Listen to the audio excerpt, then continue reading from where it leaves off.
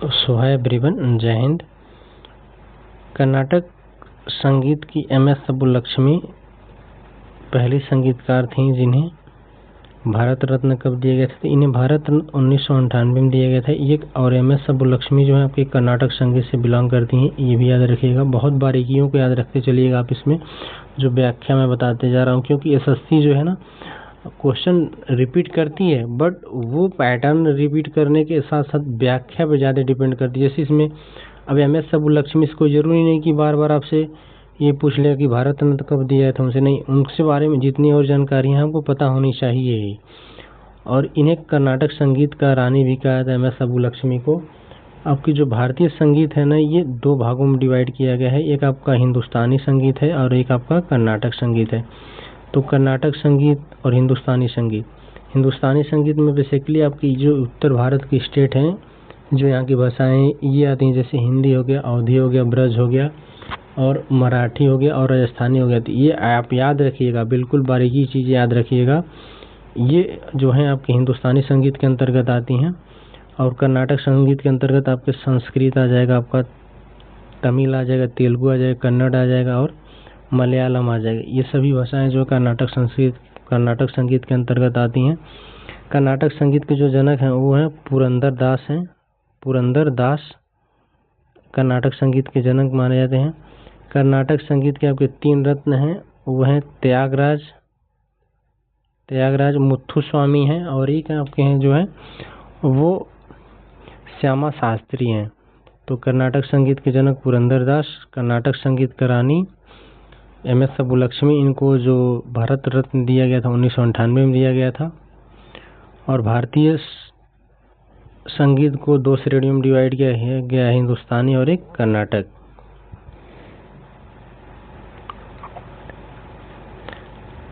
असम का कौन सा नृत्य भगवान मनसा सांपों की देवी को श्रद्धांजलि देने के लिए किया जाता है। तो ये जो नृत्य किया जाता है देवधानी नृत्य किया जाता है। ये जो मैंने ऑप्शन लिए सभी चारों आपके असम के ही हैं, नृत्य हैं। तो ओजापल्ली भी आपका असम का ही नृत्य है। अली लिगांग ये भी आपका असम का ही है। बागुरम्बा ये भी आपका असम का ही है। तो इस देवधानी नृत्य किया था, इसका सही उत्तर देवधानी होगा। बागुरम्बा ये जो बोडो जनजात के द्वारा असम में किया जाता है। बोडो जनजात, ये अरुणाचल प्रदेश में भी जनजात पाई जाती है बोडो। अली लिगांग ये जो है फरवरी मार्च के प्रथम बुधवार को किया जाता है, और ये मिसिंग जनजात के द्वारा किया जाता है। ओजापल्ली आपका यह एकांक नाटक होता है। सॉरी, ओजापल्ली जो आपका है ये एक अर्धनाटकीय पारंपरिक लोक नृत्य है। और असम का ये जो उसका सही उत्तर होगा ऑप्शन नंबर डी सही होगा। और ये सभी नृत्य आपके असम के ही हैं। एशियाई खेलों की पहली बार मेजबानी किसने किया था। एशियाई खेलों की पहली बार मेजबानी भारत ने किया था 1951 में। एशियाई खेलों को भारत ने पहली बार मेजबानी किया था। और दूसरी बार भारत ने मेजबानी किया था आपका 1982 में। ये दोनों प्रश्न पूछा गया कि एशियाई खेलों को भारत ने दूसरी बार कब मेजबानी किया था। ये 1982 में किया था। और इसका एशियाई खेलों का जो मुख्यालय है वो कुवैत में है। और 2026 में जो एशियाई खेल हैं वो 2026 में एशियाई खेल जो हैं ये नगोया जापान में होने के लिए प्रस्तावित हैं, इसे याद रखिएगा। सरोजिनी नायडू कांग्रेस अधिवेशन कानपुर में अध्यक्षता कब की थी। तो कांग्रेस की अध्यक्षता सरोजिनी नायडू 1925 में की थी। 1924 में जो कांग्रेस की अध्यक्षता मात्र गांधी जी ने अपने पूरे जीवन में सिर्फ एक बार कांग्रेस की अध्यक्षता की थी, वो भी बेलगांव का, और ये 1924 में उन्होंने किया था। सरोजिनी नायडू एक ऐसी महिला हैं जो किसी भी भारत में किसी भी राज्य की राज्यपाल बनने वाली पहली महिला थी। और सुचेता कृपलानी जो है वो भारत की ऐसी पहली महिला है जो किसी राज्य के मुख्यमंत्री हुई, उत्तर प्रदेश की मुख्यमंत्री थी। जयकवाड़ी बांध परियोजना आपका ये जो है गोदावरी नदी पर स्थित है, जयकवाड़ी महाराष्ट्र में। बांध देखिए, ये जयकवाड़ी बांध अब इम्पोर्टेंट क्यों है।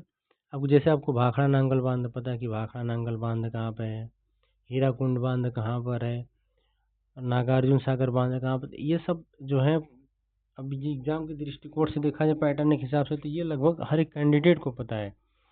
अब एसएससी जो अपना पैटर्न चेंज कर दिया है, तो ये उन्हीं चीज़ों पर जहाँ ज़्यादा जोर मारता है कि जो कम लोग इसको पढ़ें। तो जैसे जायकवाड़ी है, तो ये आपका इम्पोर्टेंट है। जायकवाड़ी परियोजना कहाँ थी? ये गोदावरी नदी पर है। गोदावरी कहाँ है? ये महाराष्ट्र में आपके त्र्यंबकेश्वर से निकलती है गोदावरी नदी। और गोदावरी नदी पर ही आपका एक कुंभ लगता है। भारत में कुल टोटल 4 जगह कुंभ लगते हैं, उसमें से गोदावरी में आपका एक कुंभ लगता है नासिक में, गोदावरी नदी पे।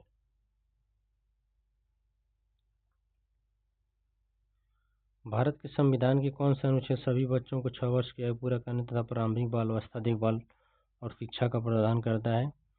तो याद रखिएगा फ्रेंड्स, अनुच्छेद 36 से जो 51 है आपका, ये राज्य के नीति निदेशक तत्व हैं। जैसे आपको अनुच्छेद 12 से लेकर 35 तक मूल अधिकार दिया गया है, आपको सरकार के खिलाफ दिया गया है। ये नागरिकों का मूल अधिकार है। आपको उसमें बोलने की आज़ादी है, घूमने की आज़ादी है, सांस लेने की आज़ादी है, जीवन जीने के अधिकार, नौकरी करने की अधिकारी आपका अधिकार है। तो ये जो सभी चीज़ें हैं आपको इसमें मूल अधिकार में दिए गए हैं। उसी तरह से जो हम सरकारें चुनते हैं, जो सरकार है, गवर्नमेंट है, तो वो समाज के लिए क्या करेगी? तो समाज के लिए एक लोक कल्याणकारी राज्य की स्थापना करेगी। तो राज्य के नीति निदेशक तत्व में आपका 36 से 51 तक है, भाग 4 में। और ये अनुच्छेद 38 यही है आपका। 39 में आपका पुरुष और महिला को कार्य के लिए समान वेतन देने का प्रावधान है। अनुच्छेद 40 में इसमें ग्राम पंचायतों का गठन है दिया है। अनुच्छेद 45 इसमें 6 वर्ष से बच्चों की शिक्षा का बिल्कुल निःशुल्क है ये। और अनुच्छेद 44 आपका जो है यूसीसीएस, यूनिफॉर्म सिविल कोड, और सबसे पहले उत्तराखंड ने लागू किया था, दूसरा आपका गुजरात ने लागू किया था। तो अनुच्छेद, इस प्रश्न का उत्तर होगा अनुच्छेद 45, ऑप्शन नंबर डी सही होगा।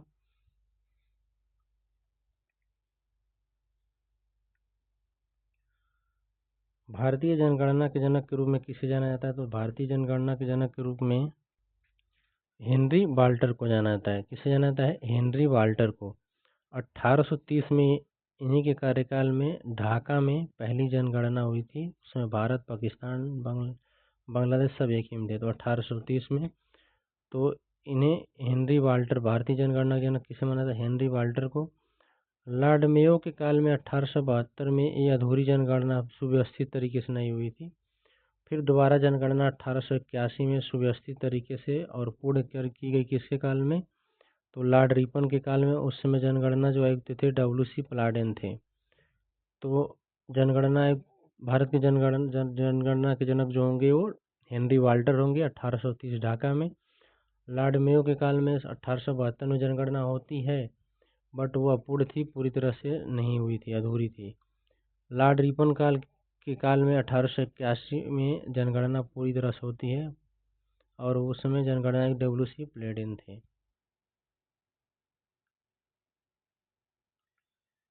इम्परफेक्ट पुस्तक के लेखक कौन? इम्परफेक्ट पुस्तक के लेखक संजय मांजरेकर हैं। Yuvraj Singh, the test of my life, the test cricket of my life. Sachin Tendulkar, playing it my way. Sachin Tendulkar की पुस्तक लेखक सचिन तेंदुलकर की पुस्तक का नाम है playing it my way. Yuvraj Singh, the test of my life. और इम्परफेक्ट किसकी रचना है? संजय मांजरेकर की। सही उत्तर होगा option number A, Sanjay Manjrekar.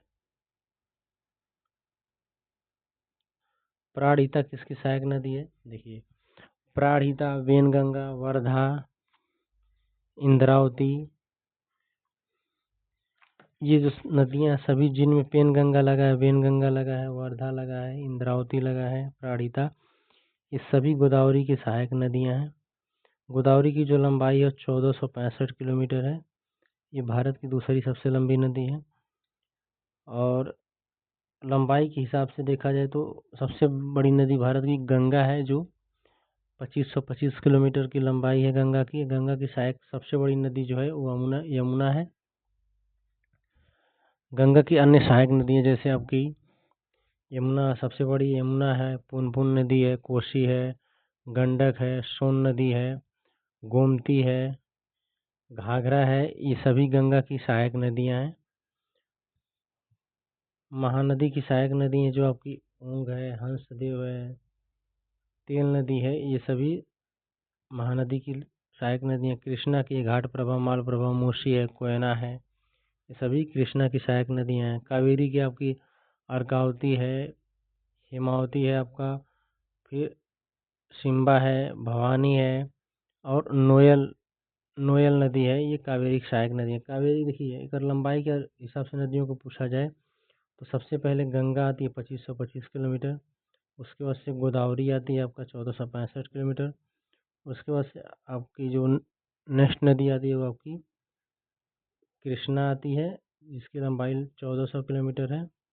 उसके बाद आपकी जो नदी है वो है आपका नर्मदा, इसकी लंबाई 1376 किलोमीटर है। दूसरी जो आपकी नदी है वो है अगली जो नदी आपकी वो महानदी होगी, जिसकी लंबाई 858 किलोमीटर होगी। तो ये याद रखिएगा, इसमें इस प्रश्न का सही उत्तर ऑप्शन नंबर ए गोदावरी होगा।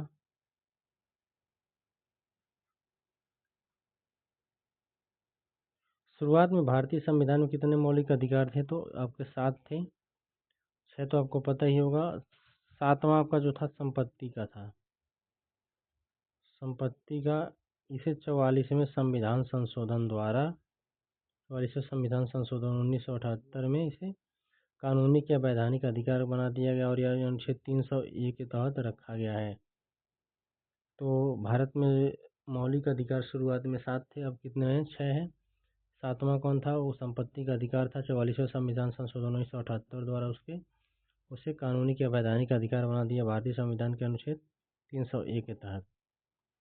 देखिए इसमें स्लाइड हमारे पास थोड़ा कम लिखने के लिए स्पेस है, तो मैं कोशिश करूँगा कि आपको मौखिक यानी ओरल ज़्यादातर कंटेंट आपको प्रोवाइड कर सकूँ, और जब स्लाइड बड़ा आएगा तो मैं आपको अच्छी तरह से आपको लिखते चलूँगा। तो जय हिंद सभी को।